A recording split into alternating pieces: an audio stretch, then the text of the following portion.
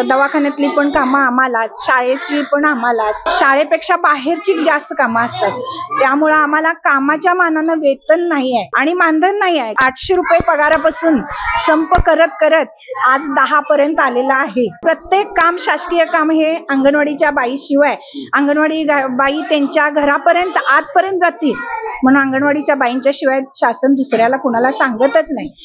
बाबा, खमंग म्हणजे काय? याला म्हणतात खमंग, गोकुळ तुपातलं. खमंग म्हणजेच गोकुळ तूप. दर्शको नमस्कार, मी कृष्णा लाड आणि आपण पाहताय KK न्यूज. 4 डिसेंबर 2023 पासून सुरू असणारा अंगणवाडी सेविकांचा संप काल 26 जानेवारी 2024 रोजी संपला. जवळपास 2 महिन्यांच्या कालावधीनंतर या संपाच्या पूर्णतेनंतर पुन्हा एकदा अंगणवाडीमध्ये लहान मुलांचा किलबिलाट सुरू झालाय. या अंगणवाडी सेविकांचा संप नेमका कशासाठी होता, त्यांच्या मागण्या काय होत्या आणि सरकारनं या मागण्या कितपत मान्य केल्यात याविषयीची संपूर्ण माहिती आपण या आजच्या व्हिडिओच्या माध्यमातून घेणार आहोत. परंतु या संपाच्या कालावधीनंतर या अंगणवाडी सेविकांनी नेमकं या 2 महिन्यात काय कमावलं आणि काय गमावलं याचाही आपण या ठिकाणी खुलासा करणार आहोत. तर आपण आता थेट अंगणवाडी सेविकांशी बातचीत करूया. राशिवडी बुद्रुक मधील राशिवडी बीट अंतर्गत अंगणवाडी क्रमांक 116 मध्ये आपण आहोत आणि या ठिकाणी उपस्थित असणाऱ्या अंगणवाडी सेविकेशी आपण बातचीत करणार आहोत. तर मॅडम नमस्ते, आपलं नाव कसं? मनीषा श्रीनिवास कुलकर्णी, अंगणवाडी क्रमांक 116, गोटण गल्ली, राशिवडे बुद्रुक. साधारण जवळपास 2 महिन्याच्या कालावधीनंतर पुन्हा एकदा या अंगणवाडी भरल्या, लहान मुलांचा किलबिलाट ऐकू येते. नेमक्या तुमच्या मागण्या काय होत्या याविषयी तुम्ही सांगू शकाल काय? प्रमुख मागणी आम्हाला वेतन पाहिजे होतं, नंतर पेन्शन, ग्रॅच्युटी, मिनी अंगणवाडीची मोठी अंगणवाडी आणि कोविड काळात आम्हाला जे सुट्ट्या आमच्या बंद केलेल्या होत्या आणि संप काळातील मानधन आम्हाला मिळावं, अशा 5 मागण्या प्रमुख होत्या आमच्या. मग आता आपण एक जर मागणीचा विचार केला तर एक मागणी सांगा आणि ती पूर्ण झाली किंवा सरकारच्या वतीनं आता काय सांगितलं हे सांगा आम्हाला. वेतन आम्हाला मुख्य मागणी होती वेतनची, ती काय पूर्ण झालेली नाही. मग तटकरे मॅडम आलेल्या त्यावेळी त्यांनी सांगितलं की आशांचं ज्यावेळी मानधनच्या ह्याच्यावर हे होईल, सही होईल, त्यावेळी मी तुमचे मानधन हे करतो. एका वर्षात 2 वेळा सलग मानधन वाढवता येत नाही असं म्हणून त्यांनी सांगितलेलं. मग आता त्यांचं ज्यावेळी प्रस्ताव जाईल त्यावेळी मी तुमच्या मागण्या हे करतो असं म्हणून सांगितलं. दुसरी मागणी पेन्शनचं मंजूर करण्यात आलेलं आहे म्हणून सांगितलं, फक्त सहीच्या ह्याच्यावर राहिलेलं आहे. ग्रॅच्युटीचं मान्य झालेलं आहे. मिनी अंगणवाडीची मोठी अंगणवाडी पण त्याच्यावर पण हे झालेलं आहे, ती पण झालेली आहे, झालं. आणि ह्या ज्या मदतनीस आहेत, जुन्या मदतनीस, त्या मदतनीसना तेथील सेविका जर रिटायर झाली तर सरळ त्यांना 10वी पास असतील तर त्यांना सरळ घेता यावं, असं हे आहे, सेवेत घेता येईल असं हे आहे. संप काळात झालेल्या कारवाई मागे घेण्यात याव्यात अशी काहीतरी मागणी होती, ती पण आता म्हणजे माघारी घेतो असं म्हणून सांगितलंय. प्रत्येकीला हे देणार, आपण ऑर्डर देणार असं म्हणजे. संप काळातल्या वेतनाविषयी पण होती ना, संप काळातलं वेतन मिळावं, वेतन पण मागितलेलं आहे, त्याचा पण विचार केला जाईल असं सांगितलेलं आहे शासनाने. एकंदरीत म्हणजे शासनाच्या वतीने असं सांगितलं की एकात्मिक बाल विकास विभाग आहे त्यामार्फत त्या गोष्टीवरती विचार करून या राहिलेल्या मागण्यावरती विचार केला जाईल. मग मला एक सांगा, तर जवळपास 2 महिन्याच्या कालावधीनंतर ह्या अंगणवाडी सुरू झाल्या.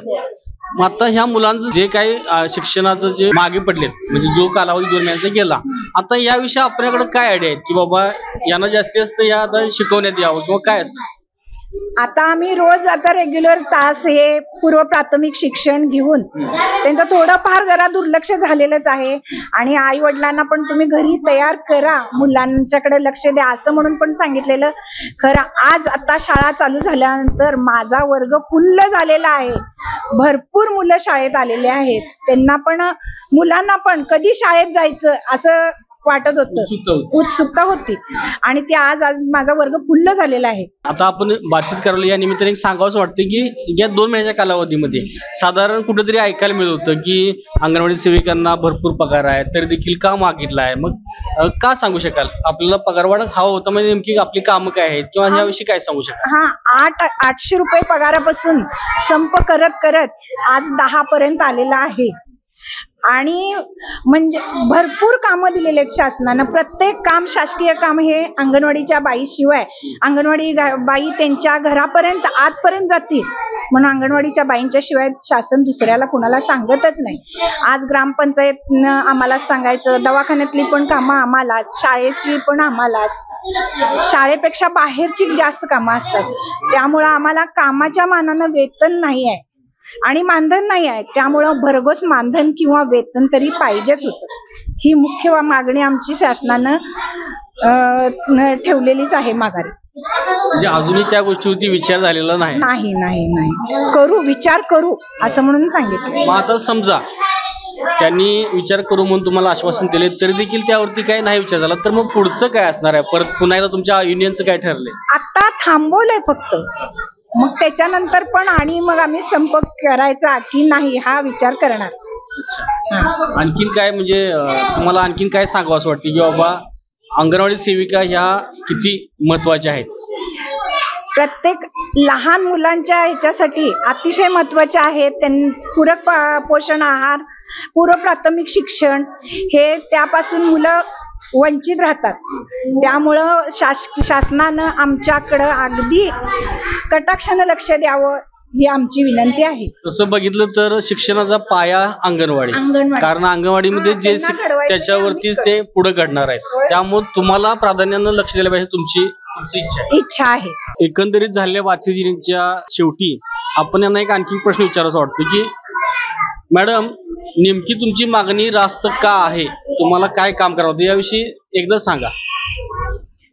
आमच्या सेवाच अशा आहेत, आहार, आरोग्य आणि पूरक आहार व पूर्व प्राथमिक शिक्षण ह्या सर्व सेवा अतिशय महत्वाच्या आहेत.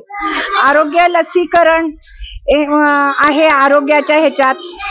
मुलांची दर महिन्याला वजनं घ्यायची, त्याचा रिपोर्ट पाठवायचा, वजन, उंची, त्यांचा ग्रोथ चार्ट काढायचा, ते पाठवायचं.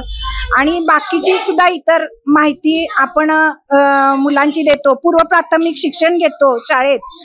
लहान मुलांना सुद्धा आम्ही त्या गोळ्याला आकार देण्याचं महत्वाचं काम आम्ही करत आहोत. आणि त्याला शासनानं आमच्याचकडे दुर्लक्ष केलेलं आहे. आणि ही आमची वेतन ही मागणी माघार ठेवली, ती मागणी कळकळीनं पूर्ण व्हावी अशी पूर्ण महाराष्ट्रातल्या अंगणवाडी सेविका आणि मदतनीसची मागणी आहे. ती पूर्ण करावी ही इच्छा. एकूण एक परिस्थिती पाहिली, या सेविकांशी आपण बातचीत केली, यातून एक असं दिसतंय की यांची मागणी कशी आहे की जास्तीत जास्त कामाचा यांच्याकडे आवाका असल्यामुळं यांची मागणी आहे की आमचं वेतन वाढावं.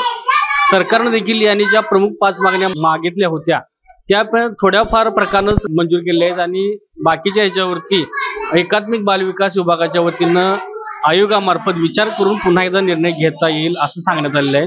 या व्हिडिओसह मी इथंच थांबतो. कॅमेरामॅन सुरेशसह मी कृष्णा लाड, राशोड. अशाच नवनवीन अपडेट पाहण्यासाठी आमच्या कोल्हापुरी कारभार म्हणजेच KK न्यूज चॅनेलला सबस्क्राईब करा.